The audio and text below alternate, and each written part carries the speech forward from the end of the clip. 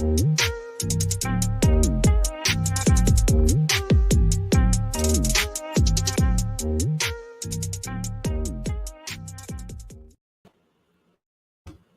is DJ's Raw Uncut Truth, giving you the raw content that you deservedly need, representing that new media nation, united. This is a family.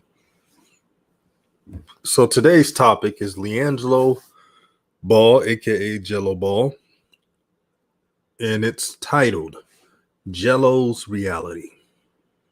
That's the question. What is Gelo's reality? Is it realistic? Is it on words that we see on TV shows? Catchphrases that we stick on, that we're going to believe something unimaginable is going to happen? Now, I'm going to speak my truth of this situation, or what I think should be reality for Gelo. No matter what I say, all these choices for Gelo is his decision. But here's the reality. The London Lions are the only team to show some type of appreciation of LiAngelo Ball. One of the few times in his life, probably, where it's not just his brothers, it's him as well. I know a lot of people, especially in this chat, they want LiAngelo to make the NBA. All of us do. But his path is not the same as LaMelo and Zoe. So he has to switch it up. But is he willing to switch it up? Last thing I heard about Gelo is he's staying with his brother in Charlotte. So is he just waiting another year? It's been 3 years since he last played. So is he going to wait another year and hope he get on the roster? The process is inevitable. So, Coach, what do you think about Gelo, his reality of this situation? Well, first of all, let me say good evening to all the brothers. Revolution, how you doing, Revolution Radio? I see Hoop Jargon just showed up. How you doing, my brother? Thank you, DJ, again for bringing us to Raw Uncut Truth. DJ's Raw Uncut Truth. We appreciate it. New media, Nation United. You know, this is a new way of bringing this message out to the people that it's about us. Return it to us. And so as I think about that, and I saw the news today about Gelo being picked by the Lions, or the Lions are interested in him. I think somebody said that a couple of days ago. I think we kind of just touched on it, that there was some interest coming from them. But pretty much that's it. My heart goes out to Gelo, I gotta say, but his reality to me is you got to go where the iron is hot. If he still has a dream of joining his brothers in the NBA, he has to get to playing some ball. Okay, that's number one. You can't be a professional ball player if you're not playing ball, and especially if you're not injured.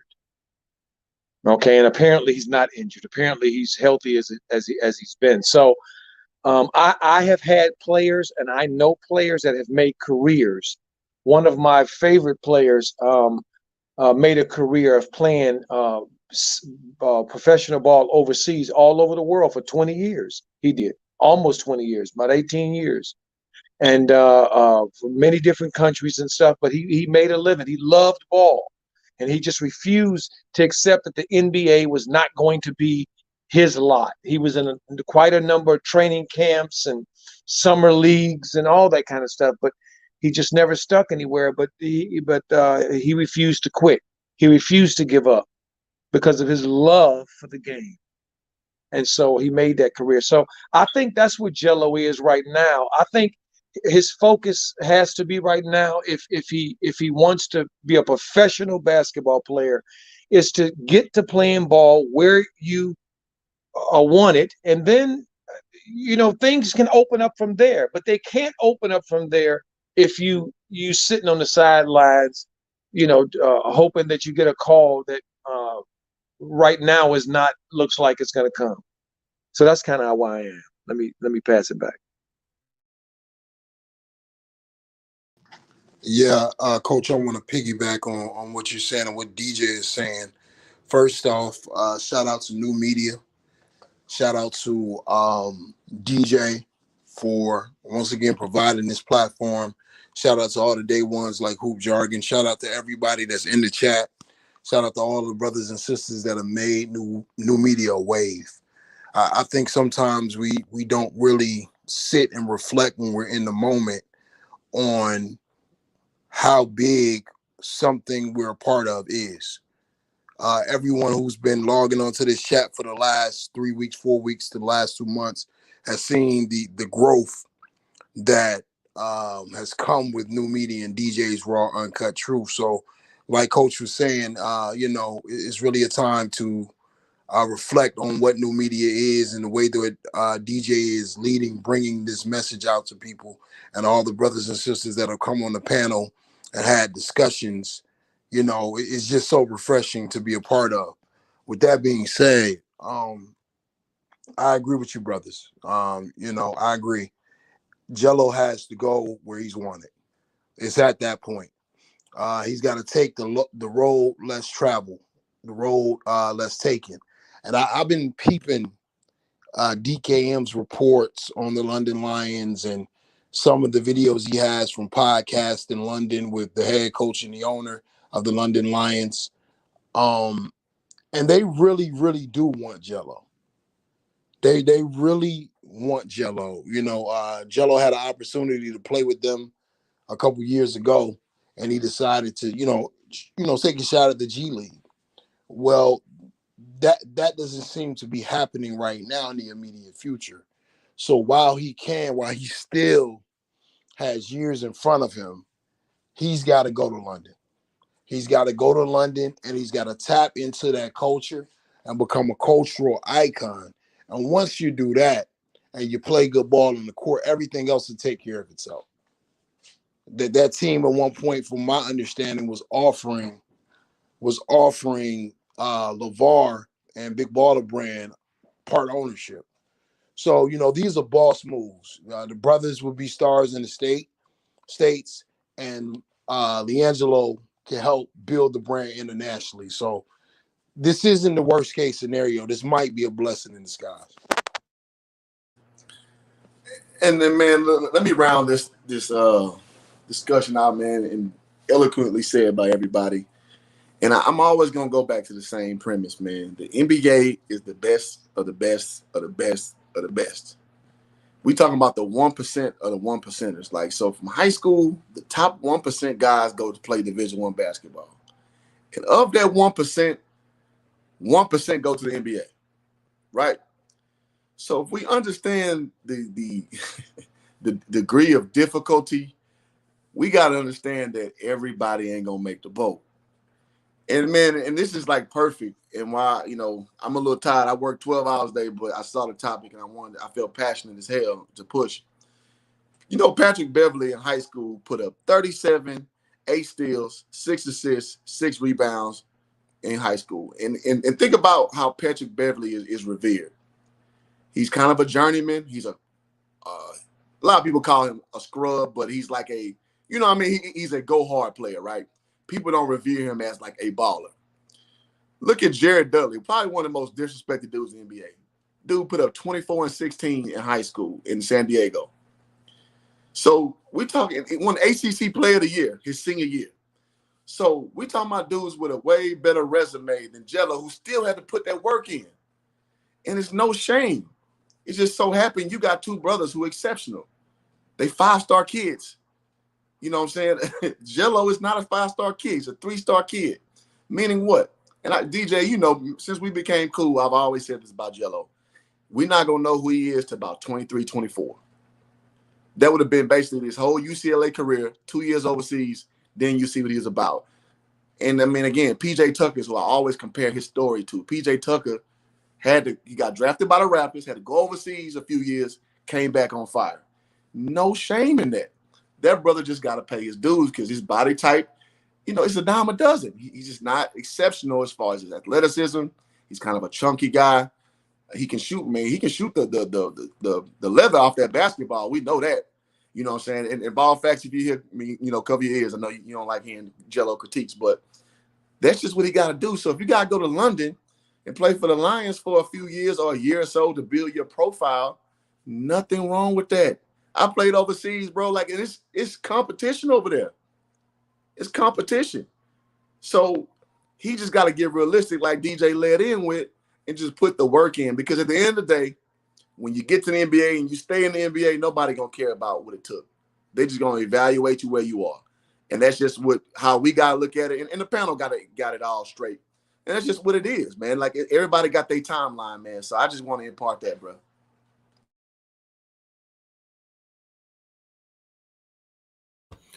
That was a good point. I'm going to expound on a point I made. And I had a lot of people in my DMs, you know, they were talking about what I'm going to talk about. And I'm talking about the Gelo situation, that it has to be a reality. The reality is London was the London Lions were one of the few teams to work with the Ball family.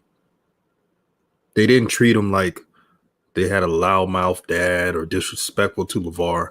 They actually worked with him. They were respectful to his family. They gave him promises like half of the team, right? The NBL wouldn't even give LaMelo Ball in his camp the rights to buy the Illawarra Hawks. They not only they gave Gelo respect, they gave the family respect. And I don't think Gelo, I don't know if he understands, I don't know what moves he's going to make, but I hope he really takes time to think of the possibilities. London, UK, that area, the London Lions are not in the EuroLeague. What if Gelo helps the team in basketball and off the court improve their record? And what if they get invited to EuroLeague? That's a big accomplishment. What if Gelo plays in their Olympic team? You mean to tell me he's not going to get endorsements and popularity? There's a lot of possibilities. Also, the shoe brand BBB.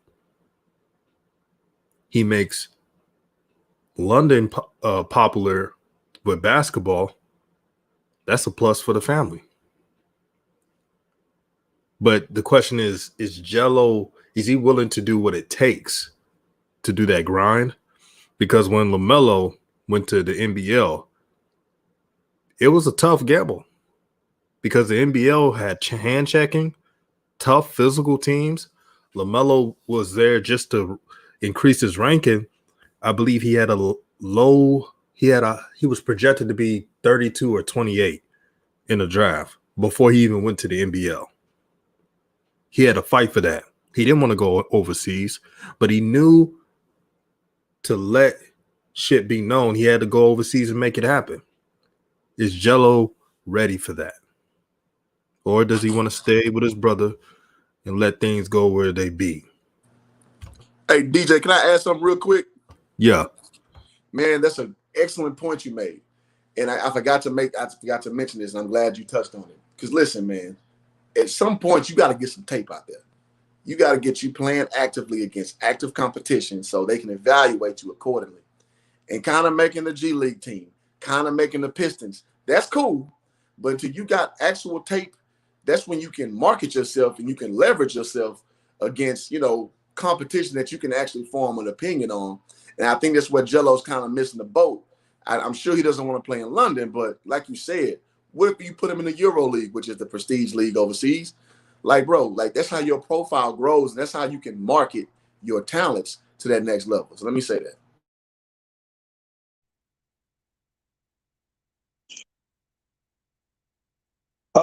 I like to chime in there for a second on this that point right there for a second. I don't feel like the London Lions is any kind of legitimate anything as far as basketball goes with Gelo. I feel like this is nothing more than, if he goes, throwing a bone, trying to not face reality. Okay, this is not an upward move in any way. This is almost not even lateral. This is kind of like even like down. From a Pistons situation that he had there, which was really an opportunity. That's what that was, an opportunity to take a step toward the NBA. To me, Gelo's only opportunity, if he takes the London Lions, will be is if Melo hits it like we think he will, really big, and he flexes his muscle the way that Giannis doing down there with his brothers, and they just he brings Gelo in with him. Facts. Okay, if he's playing, that's the only way the London. Then he should just play just to play. But I don't consider this London Lion thing, to me, is not a real basketball anything. Going toward the NBA, not in any way at all. This is a bad move basketball wise to me for Gelo. And I haven't seen anything, and I admit off the top, I'm not really in a position to say with any assurance that I know.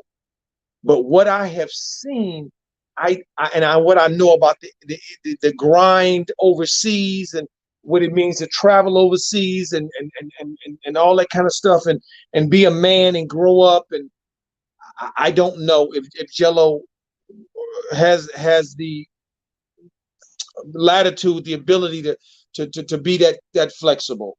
I don't know. I don't. My feeling is maybe not. I don't know. But my feeling is but one thing I know about ballers, I've coached a lot of players. People that love the game, kids that love the game, they find a way to play.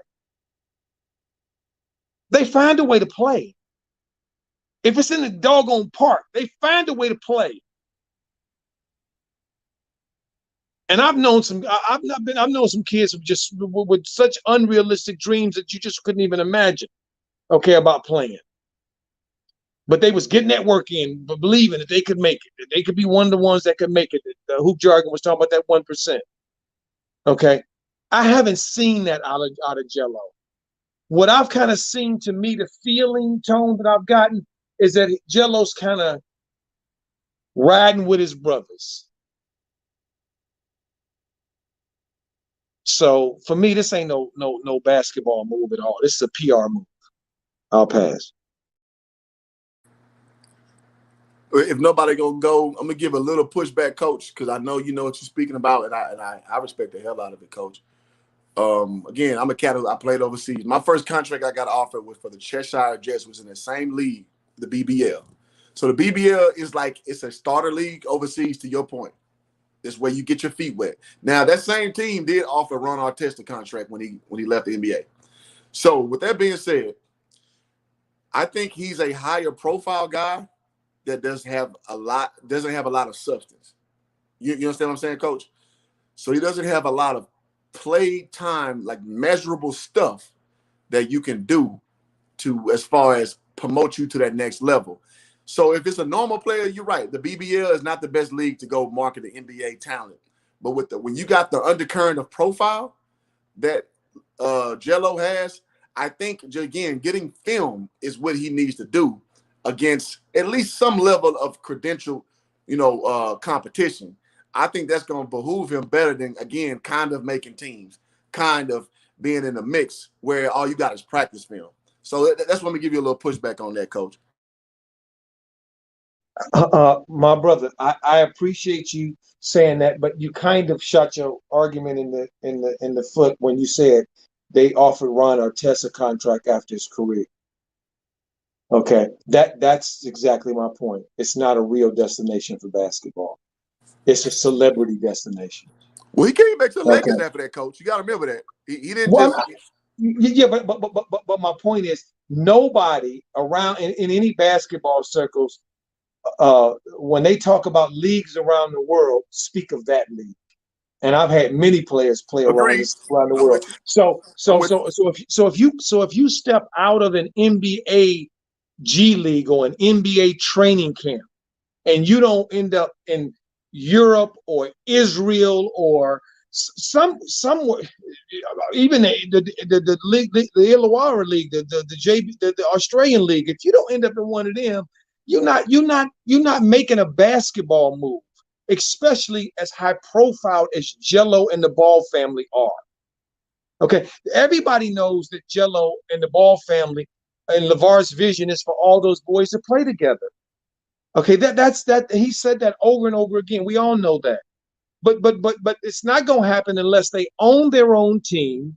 At this point, if they own, unless they somehow get ownership somewhere, or Melo takes that step we think he's going to take, and then he can, because I've never heard anybody express any type of futuristic goals. I haven't read it anywhere. I haven't seen it anywhere for any of those Antetokounmpo brothers, including that one down in Milwaukee. I don't know what he's doing down there on the NBA team, other than because of his brother. Shit, Giannis got drafted though, Coach. Pardon me? Giannis, that's the older brother who's pretty much the younger brother, you know, as far as the media knows. Right, but we know Giannis got drafted. Yeah, but we know we understand all that. We know why. He got drafted, Coach. It's only 64 dudes to get drafted, Coach. Yeah, but he wasn't no top draft pick, and he wasn't no lottery pick. He wasn't none of that. He was a second round pick. I get it, but So and me and you both know second round picks are non-guaranteed. So what difference? Agreed. Draymond Green, we know. So again, that's where they throw bones at. They throw bones to family members and other issues that don't have to do with basketball when it comes to second round picks. That's what they do, because the money ain't guaranteed. So let's keep it real. Gelo at this point is only gonna get there through his older brother, his younger brother. That's the only way he get into that league, that NBA. I would hope he would do, though, to be honest. A part of me hope he would take up offer, Shannon Sharp's offer. What's that? When they did that show, which is he will teach him tight end, and he can be the next Antonio Gates, and he can go get paid. I'm not against that. See. To be truthful, I think that's where he could get paid and have his own star, but I don't know if he has that inning. But Shannon already said, I'll train you. Dude, the hands you got, Gelo never misses the ball. He got great hands. So Coach, let me bring up two names real quick, if that's okay. Yes. I'm going to bring up Seth Curry, and I'm going to bring up Klay Thompson's brother, Michael Thompson Jr., I think his name. Somebody can correct me in this. So those are two legacy players, too, that did not get drafted either. That they had a tough day way in. So to get drafted in the second round, that's still something, because those are dudes who had the NBA blue blood who still didn't get selected either. So, you know, it's a slippery slope with that kind of thing. You know what I mean? So I want to give Giannis his credit for getting drafted, because there are other guys who did not get drafted who had NBA links already. Okay, well, I don't disagree with that, and I hope it doesn't seem like I'm trying to take away from the brother getting drafted, because I'm not, or the significance of him and his family getting drafted. I'm not. But what I'm talking about strictly is the business of basketball, and the second round is littered with special cases, like what universities do to the wealthy that go to their universities, and how they treat their offspring coming up behind them. They got all kind of little programs and little set-asides for them to get in, to be considered just like everybody else. See, they work their way into just like everybody else. When upon closer examination, they really didn't do it like everybody else.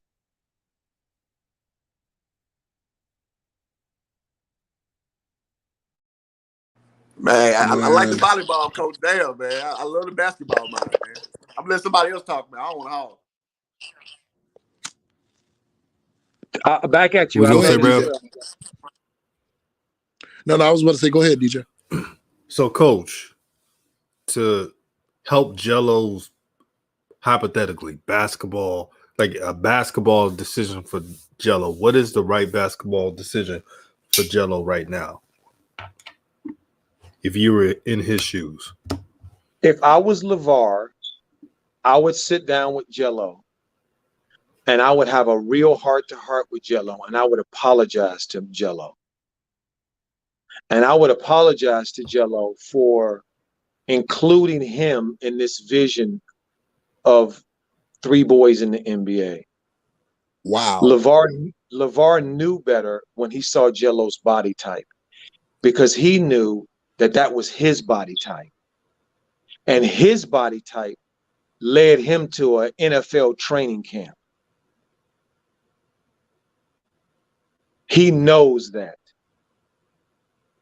He wanted to include his middle son, and I'm not blaming him for it. I would never say he shouldn't have done it.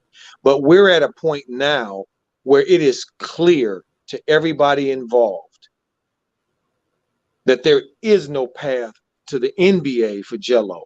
There's a path to be a professional basketball player, because there's many different avenues that he can take. But an NBA path, the only path that I see is nepotism path, and that's his brother putting pressure on an organization that he's with to make a second-round pick or a free agent pick, excuse me, and invite Gelo to camp, and somehow Gelo, ends up miraculously making his way to the team.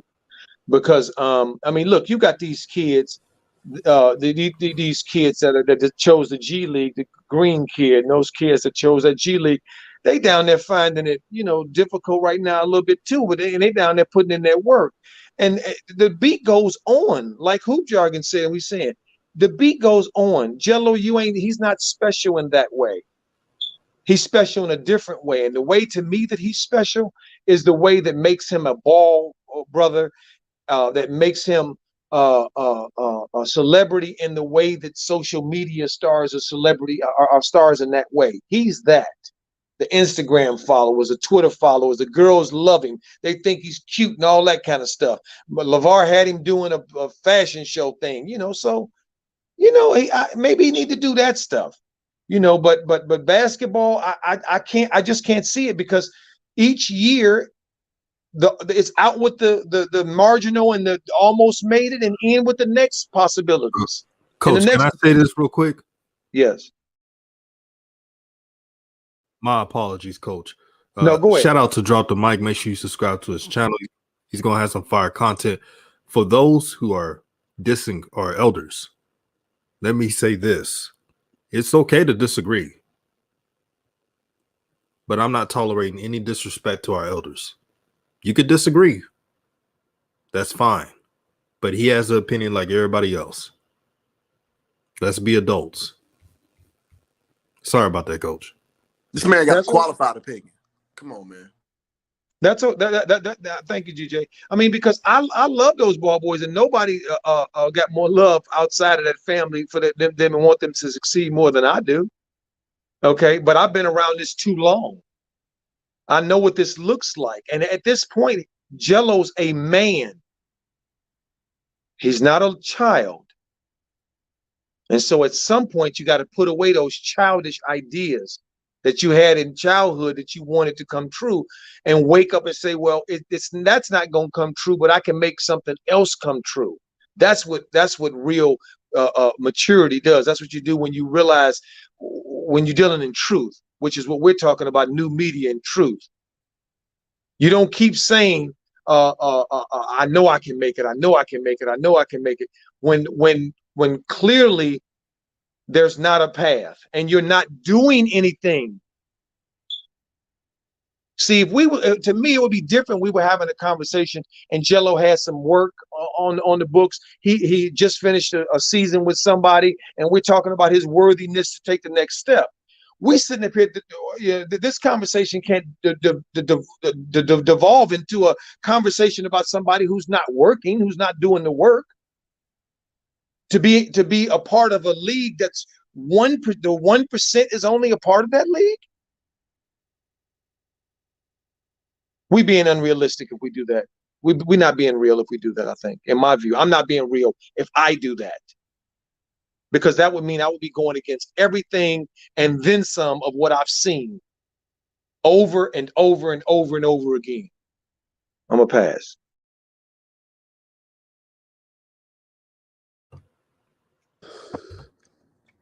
I didn't know if another brother was going to speak after that. But I know we used to play basketball. My coach used to say, it's hard, but it's fair. It stinks, but it's there. And that's just, that's just the interpretation of the situation, man. I think what coach is saying is very, very astute, man. There's more than one ways to skin a cat. And I sat and I heard Brother Hoop Jargon and Brother Coach talk about back and forth about Antetokounmpo's older brother. When you are that kind of superstar in the league and a team is in a market that small, if they got to draft your brother in the late first round, Milwaukee had to have the Greek freak, or the Nigerian freak, as I like to call him. So they were going to do anything to appease that man. Why does that have to be negative? Why does one of his brothers balling out necessarily have to be a negative thing? Because, okay, what if Melo or Alonzo break through and ball out and they get to that superstar status? And that's what gets Gelo his opportunity on the team. But once he finally gets into camp and he has some security in a camp and he gets his opportunity on the NBA floor, what if at that point he's able to prove his detractors wrong? See, and this is what I was talking about in the Rev sermon. We always want to make it just physical. But the game within the game and the business of basketball is cerebral. Whatever opportunity that you get, you make the most of that opportunity. I've been feeling like this for the longest. I feel like that's Gelo's best shot to get to the league. One of his brothers, man.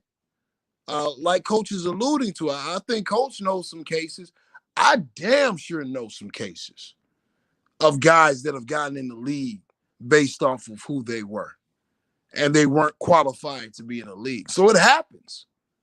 To me, really, Ricky Rubio, nobody talks about it, but he's a bust. He's a bust. They don't want to say it because he's an international player, but he's a bust. They were projecting Ricky Rubio to be the next great point guard in the league. Ricky Rubio came into that league. Of course, he showed prowess. He played for the Spanish team at a young age. I get it. Yeah. I hear that.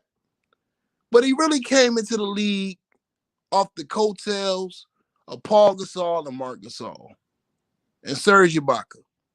They were riding that Spanish wave from that powerful Spanish Olympic team. So they were hoping to catch lightning in a bottle. What Luka is, they were hoping that Ricky Rubio would be something close to. So it happens all the time where guys who necessarily don't have the measurements, their brothers or somebody in an organization gives them a shot and they end up panning out. I'm good. And let me address two things, Rev. Okay, go ahead. You're not far off the mark. Let me say this. So with the Ricky Rubio thing, he was expected to be Luka Doncic. That is fact. I wouldn't call him a bust. You know who was a bust in that same wave? George A. Garbajosa, Rudy Fernandez, and it's another cat. So there's been with Teodosic. So it's been a few who played for that team. What you're referring to is God dog it. I just had it. Everybody plays for God dog. Serge Ibaka played for the same team in Spain, first league, ACB league. Somebody can help me out. ACB. I forget. Anywho, so yeah, I get that. Real Madrid, I believe the name of the team. So I get that part. But Rubio, that's a stretch calling him a bust, man. I can't go that far. But not what he was supposed to be. I'm with that. Second thing with Theon. Go ahead, bro. I'm sorry. I'm sorry. If it was a brother that was doing what Ricky Rubio did, they would call him a bust. Yeah, Rudy Fernandez, if you remember, the NBA wanted to re-sign Rudy Fernandez. He had offers because he actually was coming off the bench and producing for Portland.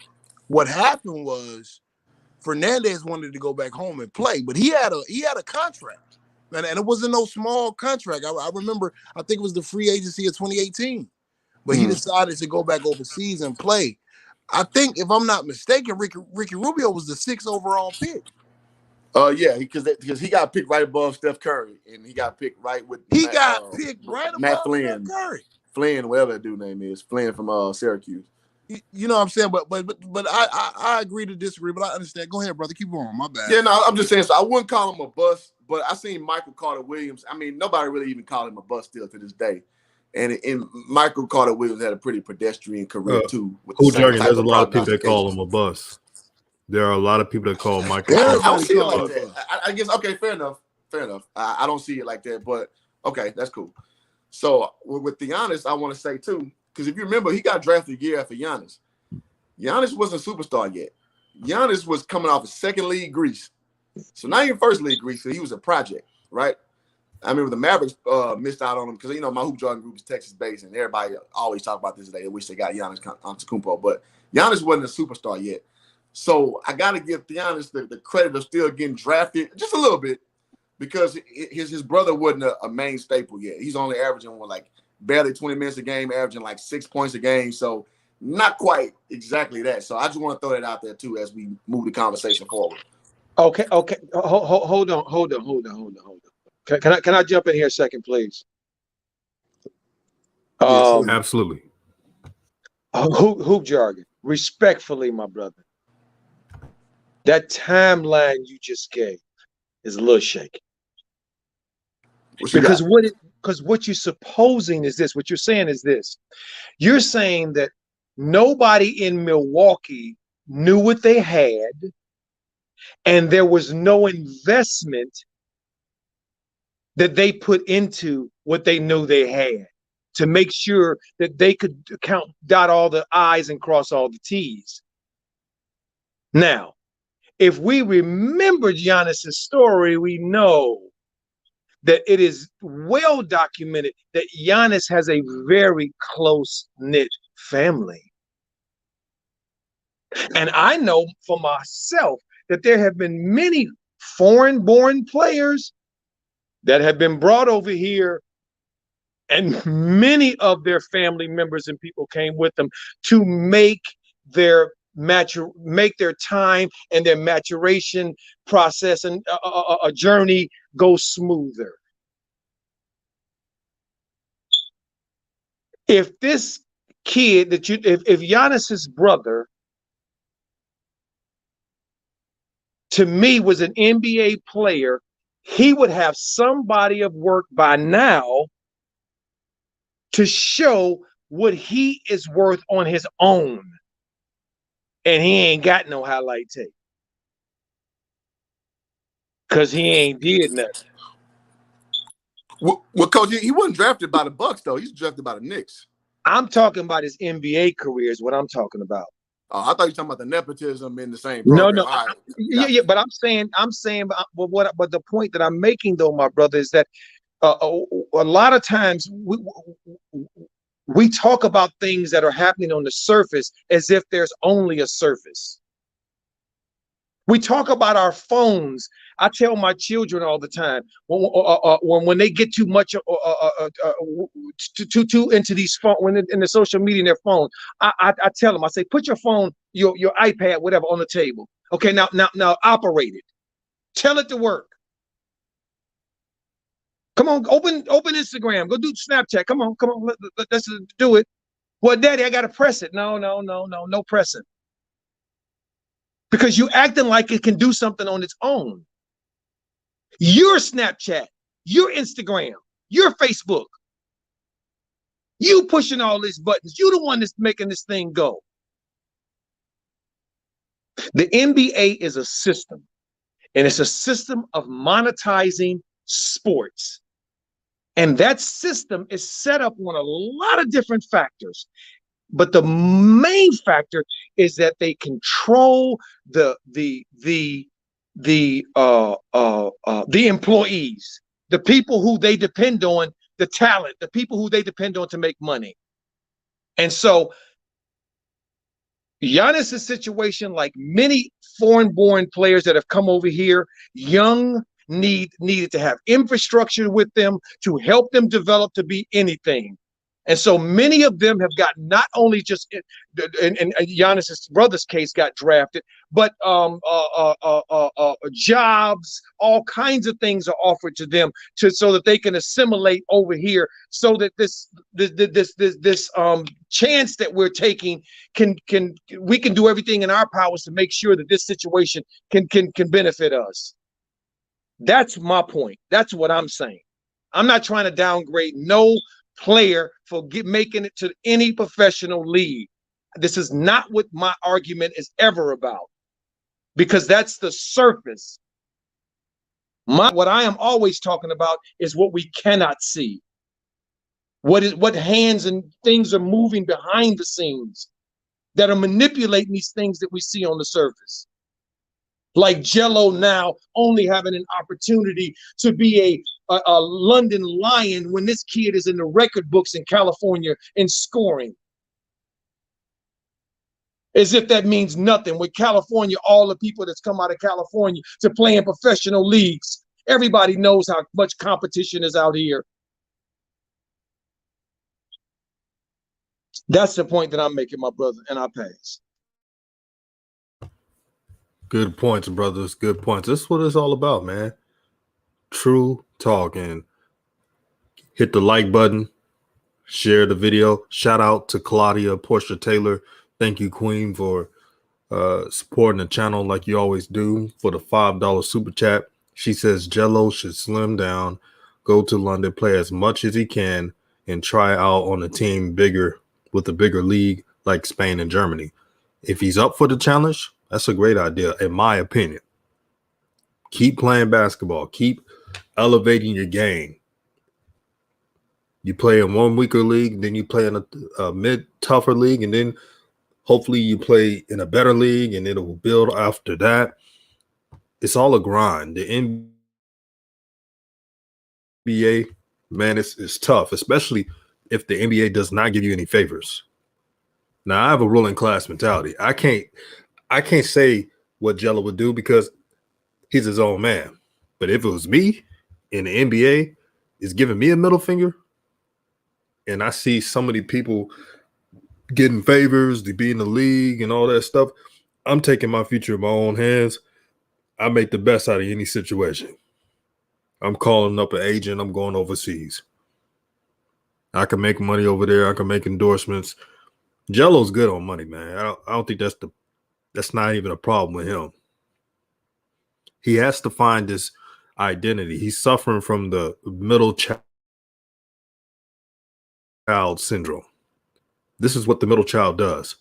When the older brother and youngest brother are successful, and then the youngest is always the most successful in something, it gets to the psyche of the middle child. It makes the middle child more dependent on his brothers. Just like the younger brother who is a businessman, who has all this money, the middle child is just getting by. The middle child lives with the younger brother because he doesn't know what he's going to do with his career. He's not signed up. The G League wasn't signed him. He has to be an adult in this situation and take charge and be like, hey, man, I'm just trying to play some basketball. I hope he figures it out. But again, this is what I would do. And let me just say, Coach, I definitely understand. I think if anybody on this panel knows me the best of how I know the NBA's the entertainment league is probably Rev. Me and Rev done had a lot of conversation about like how things happen and the inner workings of stuff. So, you know, I know we've only had this one exchange, but I definitely understand the aspects when you call that hermetic under the surface stuff. So I get that. I just want to establish a baseline of nepotism. Of how does that really work? Because you look at guys like Jordan who can't get his kids in. Now, Jeffrey was terrible. I get that. But Marcus was pretty good. You know what I mean? So he was good enough to sneak him in if you're gonna do that type of thing, you know what I'm saying? And again, going with Michael Thomas's kid, who's Klay Thompson's brother, who, you know, Klay Thompson had a pretty big profile. So I just want to kind of show examples all over where there's storylines where you could, you know, put a guy in, not to know I know the inner workings, but it's just interesting to see who gets through and who doesn't. And I just think that provides good dialogue to see, you know, some of the phenomenons with that.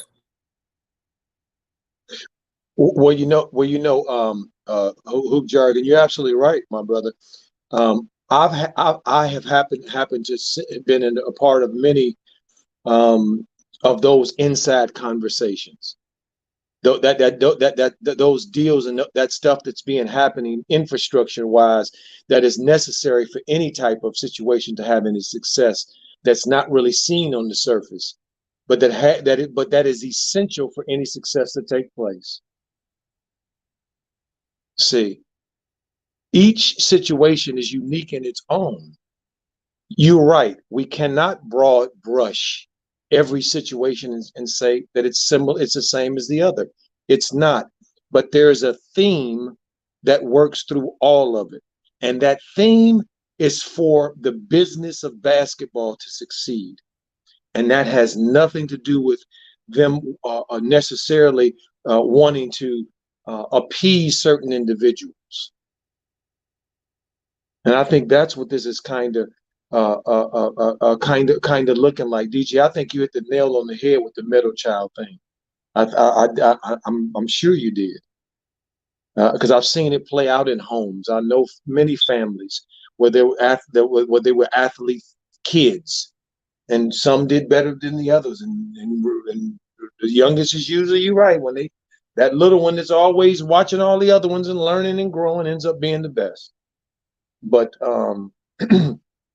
Gelo, to me, is life offers us opportunities to sometimes take steps that we don't want to take, and it's time for Gelo. He's at that crossroads, I feel, and it's time for him to take this step in the direction for himself. Lonzo has declared for himself who he is. Melo has declared for himself who he is. Gelo has yet to declare for himself who he is, and we're all waiting. I'll pass.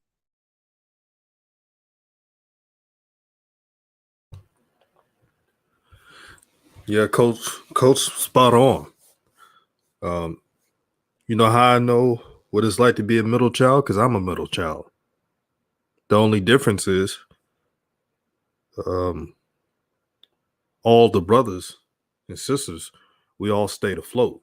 So no one's doing bad. But the youngest is doing better. it's always the youngest. The youngest figures how the world works because he's seen it from his brothers and sisters. And me being a middle child, to break out of that middle child, when I was younger, I was just like Gelo, man. Didn't know what to do. You know, I went to school, but I wasn't at that level. And then, you know, I had that conversation with my father. I remember my father, because my brother, D1 football athlete, I would always talk about my youngest brother, how cold he was. And my father was like, when are you going to talk about yourself? When he told me that, I came back to reality. And then the conversation went on, and my father was telling me, son, I'm tired of you always talking about how the good things about your younger brother, but you won't even praise yourself. He would always tell me, if you don't praise yourself, then you for eternity will be down on yourself. That hit my soul, hit my conscience, and it changed my whole outlook on the world. This is why Gelo has to, quote unquote, man up. For him to break this cycle of being a middle child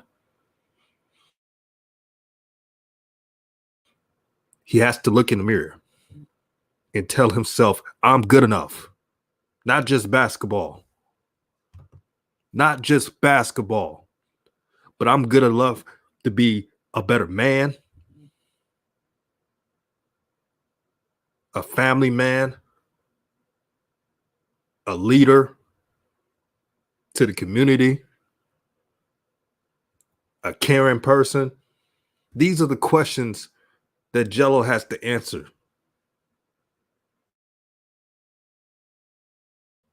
I've been there. I didn't grow up until my father told me, stop all the bullshit and stop praising all your other siblings. I'm already proud of you, son.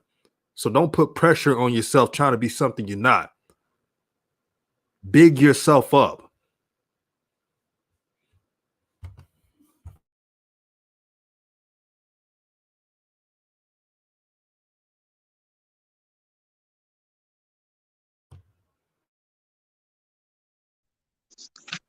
Can I add something? But yeah. And I think that struck a chord with me. Now, I'm the older kid. I got a little sister.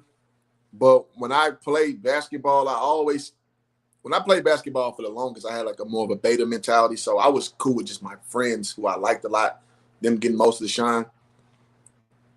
And I was a 1 year letterman in varsity. So, a dude who's played professional ball, played D1, that's a no-no. Playing a 1 year, you know what it is. 1 year on V squad, like, come on, bro. That don't happen.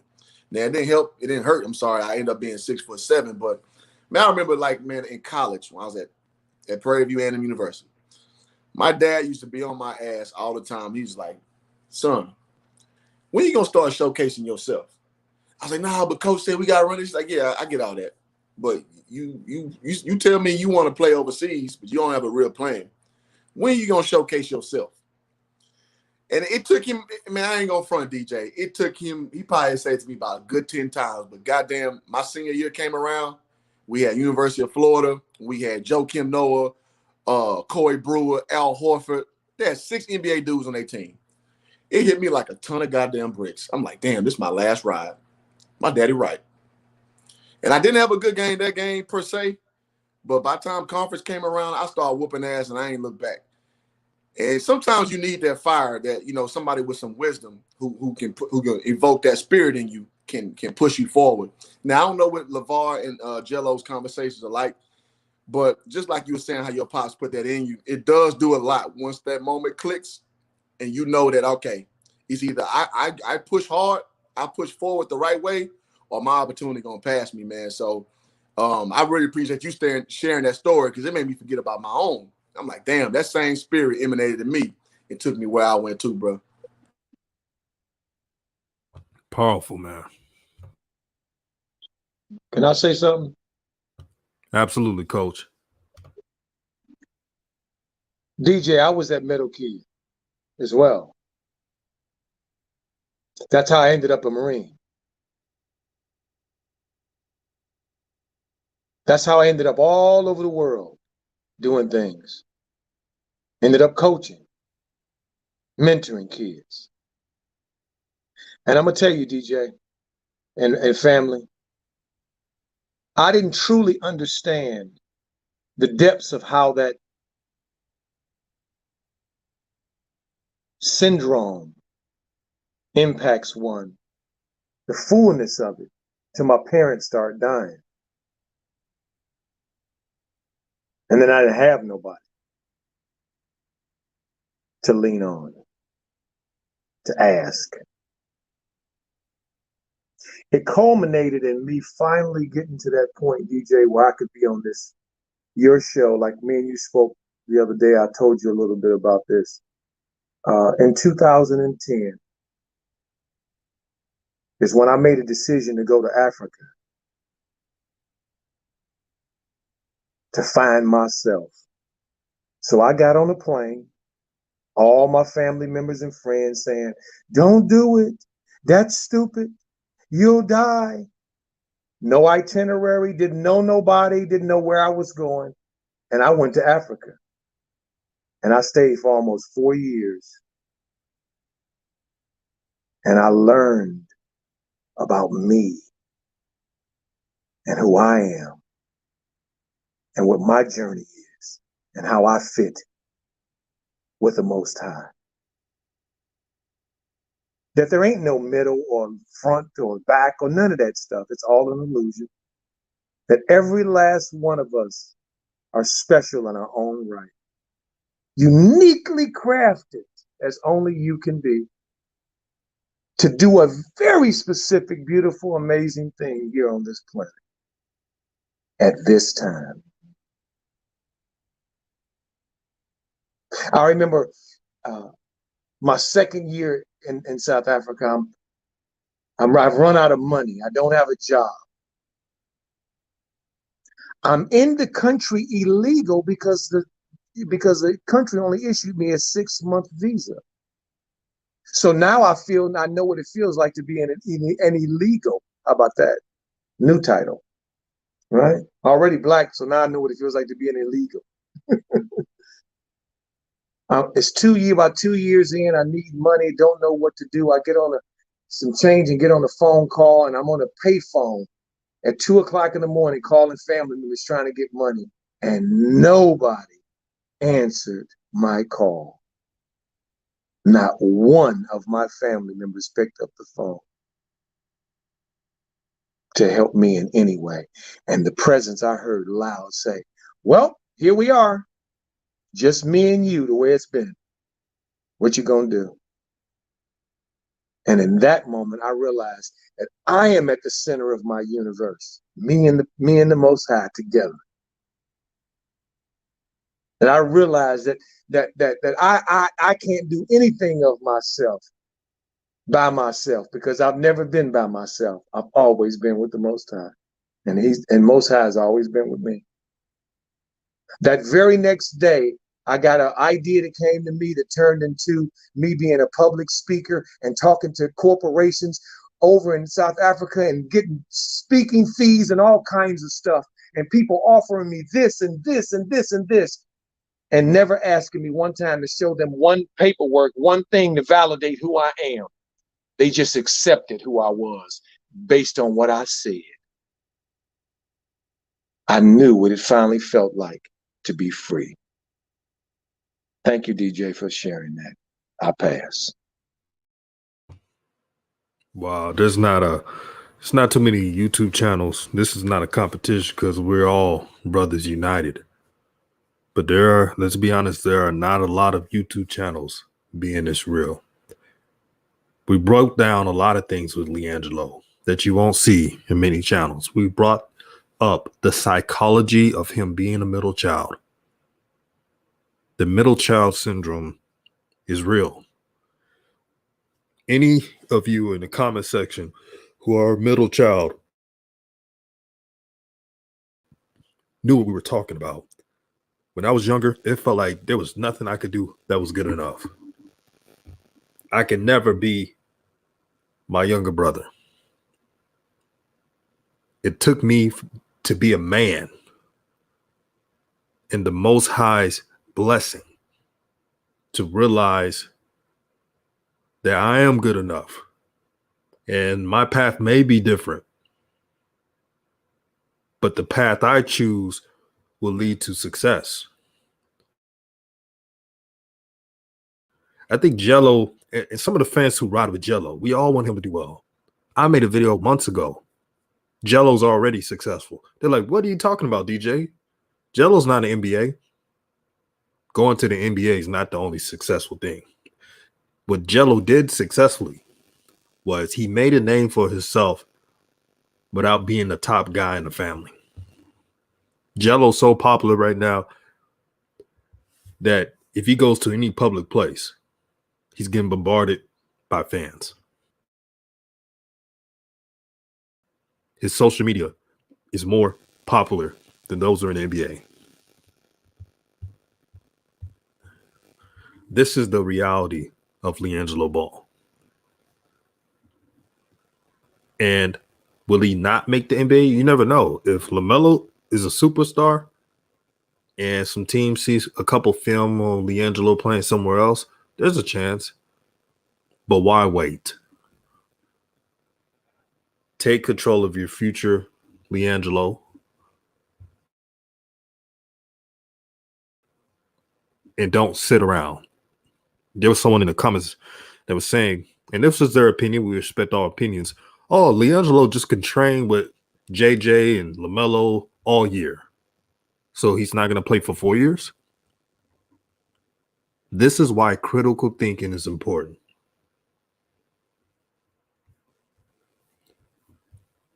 But this conversation, man, this was something that I had to talk about. I was thinking on topics, and I was like, wait a minute, I'm a middle child. I know exactly what Gelo's going through. But he's got advantages. He's the strongest brother. He has the model look to get fashion, like fashion endorsements. He's the coolest Ball brother. LaMelo, goofy, but cool. Lonzo, quiet, modest. Gelo, swagger. He could work with that. So just because the Most High didn't bless them with the handles like LaMelo and creativity and the super IQ of Lonzo doesn't mean he doesn't have a gift himself. So that's all I'm saying.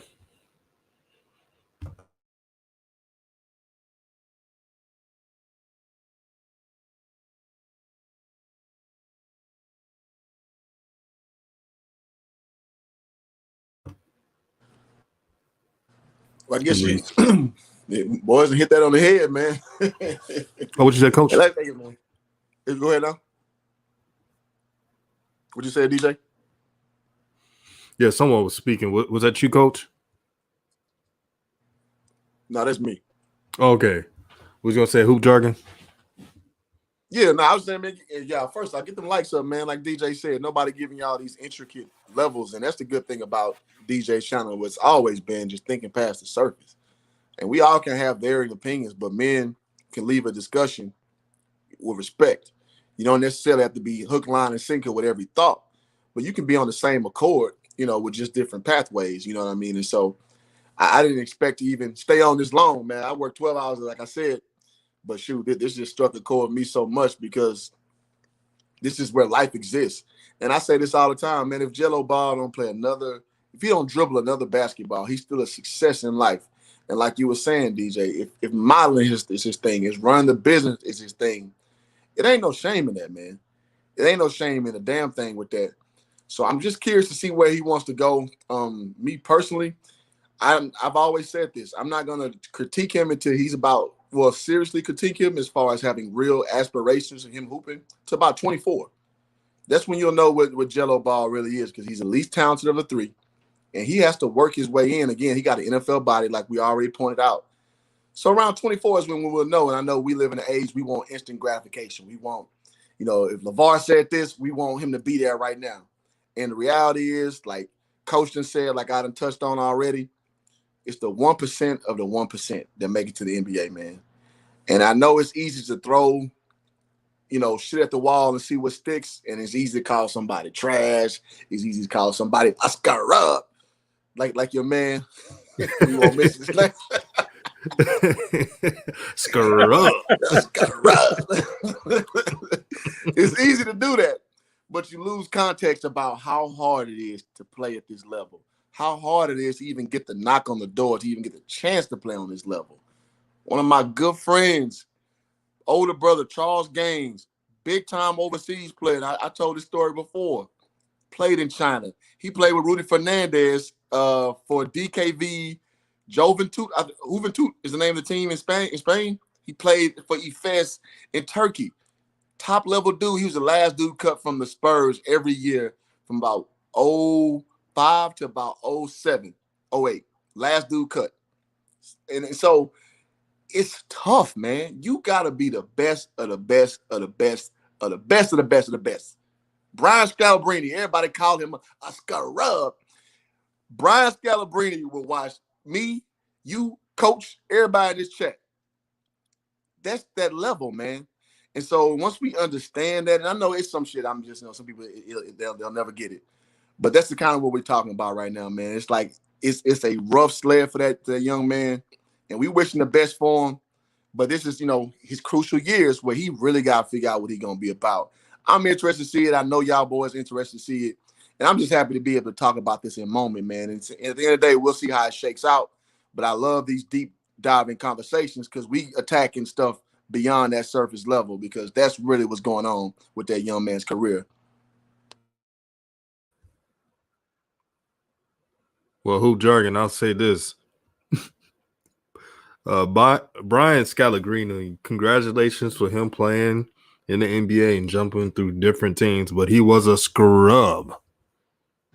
He was 6'9", can do everything, bro. If you put him on the court, he's 6'9", can do everything. That's fact. Now, I'll leave it with that. Oh man. Hey, my brother hoop jargon. I gotta not push back, brother, but just expand a little bit on what you're saying, okay?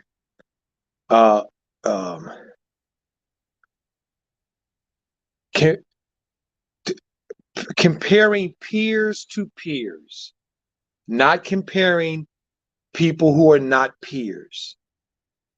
There have been a number of NBA players that wear NBA uniforms and sign NBA contracts that were scrubs, without a doubt, in the NBA, collecting checks, sitting on benches, and they are not NBA material. I've seen it. I've coached it. I've heard many players talk about it. And we've had them. John Koncak, another one. I remember when he was collecting all that money, stealing it. Was not an NBA player. Had NBA size, but he wasn't an NBA player. I think it's comparing apples to apples. You are absolutely right. Anybody sitting on an NBA bench outside of the NBA or just in regular settings can put in work basketball wise and better than probably everybody else that plays. You're right. But compared to their peers, they stink. It's many of them that stink. And he was one of them. Pass. I'm with that, coach. I'm just saying, you look at a guy who can average 14 points a game in the Pac-10. I'm sorry, man. You can play basketball. That's all I'm saying. I know exactly what you mean. When you're amongst gods, there's a pecking order. I get that. But some people get so reckless with calling people scrubs when you compare that against, again, the 99% of the world. That's all I'm saying. But you know what, though, hoop jargon, I think a lot of that comes from sometimes I know in myself, I'm not clear enough. Sometimes in some of the points that I make, and it can sound like something that it's not. I know that you aren't saying that there haven't been people, that there's not levels to this. You know that there are levels to this, because if it wasn't, you would have been in the pros. I feel that. I mean, I know many players that I coach would have been in the pros. And it's not just about playing basketball. There are other factors that determine whether or not a team keeps any given player. It's not just about whether you can play or not. It depends on your fit. A lot of that stuff matters. I love that LaVar grew in his understanding of it. By the time LaMelo came along, when they started asking him, well, where do you want Melo to go? And he said, other than the cold weather places, I want him to go to the best fit. Because that's the best place for a player, the best fit. Because unless you wanted them really, really, really, really unique cases, you're not going to overcome a bad fit. Very few players can overcome a bad fit. And that's why I think the scrub thing comes in, because you got players in certain situations and they're not good situations for them. And the systems are not highlighting their good points at all. They look like doo-doo smell. I mean, Lurch, the brother down there in Charlotte is a classic example. I mean, I've been watching him a lot, but I've seen him this year, and it looked like he was running a whole lot better today than he had been.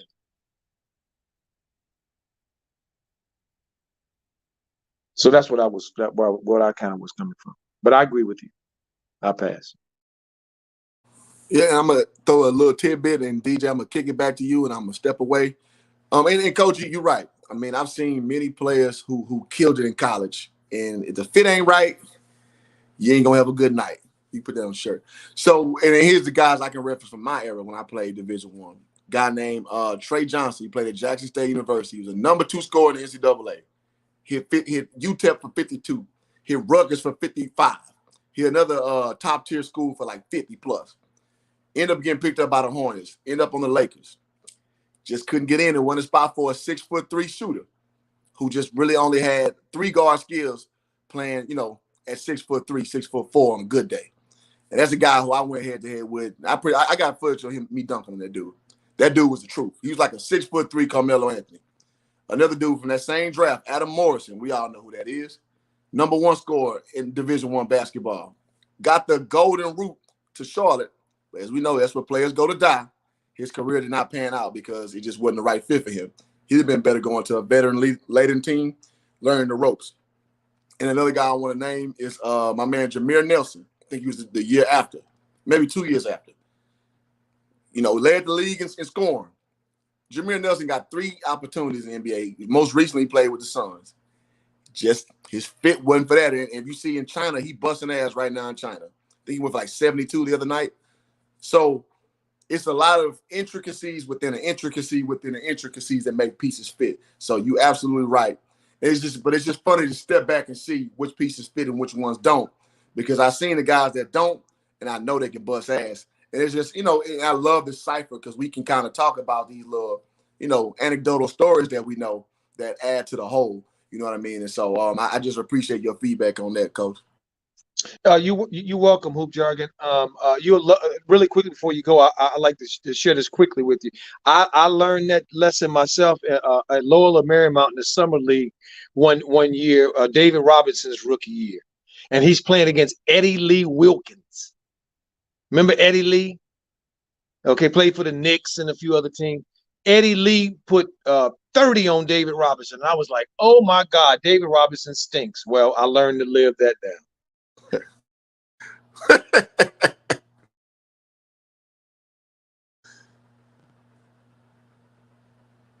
This was an amazing show with amazing brothers. Rev, Hoop Jargon, Coach Joe, the all-star panel, I call it, but really real brothers doing real things. And this is all a blessing. Thank you all for supporting the channel. Let's make new media a norm. And we're going to do some shows tomorrow.